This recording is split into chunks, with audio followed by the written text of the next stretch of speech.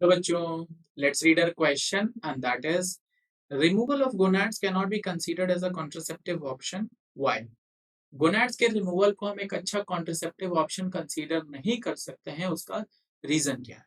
सबसे पहली चीज, हम कौन से कॉन्ट्रासेप्टिव मेथड की बात कर रहे हैं? हम बात कर रहे हैं सर्जिकल मेथड ऑफ कॉन्ट्रासेप्शन, और इसको सर्जिकल मेथड भी कहते हैं, और इसका दूसरा नाम जो होता है वो स्टेरलाइजेशन।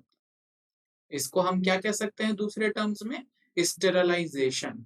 हमेशा ध्यान रखिएगा, टर्म्स बहुत इंपॉर्टेंट होते हैं। तो हम यहाँ पे इसकी बात, रिमूवल ऑफ गोनाड्स। गोनाड्स का मतलब क्या है? गोनाड्स का मतलब है टेस्टिस और ओवरी।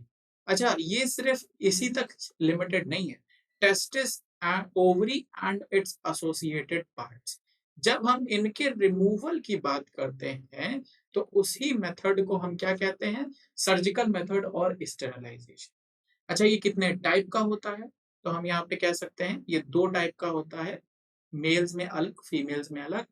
मेल्स में वेसेक्टमी होती है, फीमेल्स में ट्यूबेक्टमी होती है।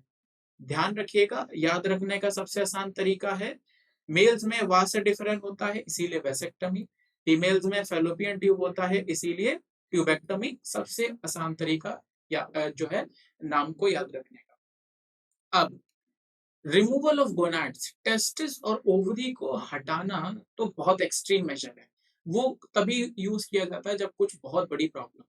अभी हम सिर्फ कॉन्ट्रासेप्टिव वे में बात करते हैं तो ज्यादातर हम उसके एसोसिएटेड पार्ट और स्पेशली वासा डिफरेंट और फेलोपियन ट्यूब, यहाँ पे ध्यान रखिए कि जो दो पार्ट हम जिन पे मेजर फोकस हमारा रहता है वो ये दो पार्ट रहते हैं, जिनका हम पहले कट करते हैं उस पाथवे को, और फिर क्या करते हैं उसको टाई अप कर देते हैं। तो इसकी वजह से होता क्या है? इसकी वजह से हम एक बहुत इंपॉर्टेंट चीज कर देते हैं, वो है गैमीट ट्रांसफर जो है वो ब्लॉक हो जाता है। Gamete transfer is blocked.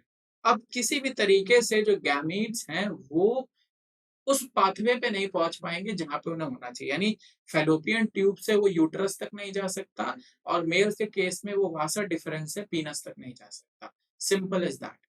But है क्या कि जो टेक्निक्स हम यहाँ पर देख रहे हैं वो बहुत एक्सट्रीम है, जैसा कि मैंने बताया। रिमूवल ऑफ गोनॉड्स तो बहुत ही एक्सट्रीम है। इवन ये भी जब हम इसकी बात करते हैं तो इसका सबसे बड़ा डिसएडवांटेज ये है कि ये बहुत पुअरली इरिवर्सिबल है।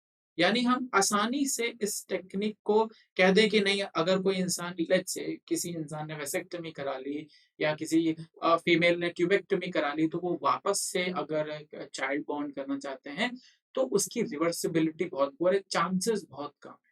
क्योंकि हमने क्या किया है, हमने एक ब्लॉक क्रिएट कर दिया है फैलोपियन ट्यूब में, आवाज डिफरेंस में, और उसको टाई अप कर दिया कि अब ऐसे में क्या, हमने टिश्यू डैमेज है। तो हम टोटली डिपेंडेंट है कि भाई वो टिश्यूज फिर से डेवलप हो जाए, क्योंकि टिश्यू के डेवलपमेंट पर ही फिर से हम कह सकते हैं प्रेगनेंसी डिपेंड करेगी, क्योंकि तभी तो गैमीट जो है या फिर एग या स्पर्म जो है वो मूव करेगा। इसकी पुअर इरिवर्सिबिलिटी की वजह से ही हमने क्या कहते हैं, ये बहुत अच्छा कॉन्ट्रासेप्टिव मेथड नहीं। अच्छा, अगर किसी इंसान में ये हो भी जाता है तो फिर वो उसकी जो रिप्रोडक्टिव हेल्थ है उस पर क्या असर पड़ेगा? उस पर कुछ खास असर नहीं पड़ता, क्योंकि जो हमारा मोस्टली रिप्रोडक्टिव फंक्शन है, इंस्टेड ऑफ कि हम सिर्फ इस पे फोकस करें, वो हमारे हार्मोनल बिहेवियर पर बहुत ज्यादा कंट्रोल करता है। ये हमारा नेचुरल इंस्टिंक्ट भी है और हमारा एक जेनेटिक क्या कह सकते हैं मेकअप भी है कि हमारे लिए वो चीज हार्मोनल वे में ही काम करती है, और फिर हम उसे फिजिकल वे में यूटिलाइज करते हैं। तो इवन तो हमने अगर फिजिकली किसी भी तरीके से कोई चेंज लाया है तो क्या उस इंसान में कोई प्रॉब्लम होगी? एज सच कोई प्रॉब्लम नहीं होती है। वो हार्मोनल वे में भी उसकी जो रिप्रोडक्टिव हेल्थ है वो कंट्रोल रहेगी।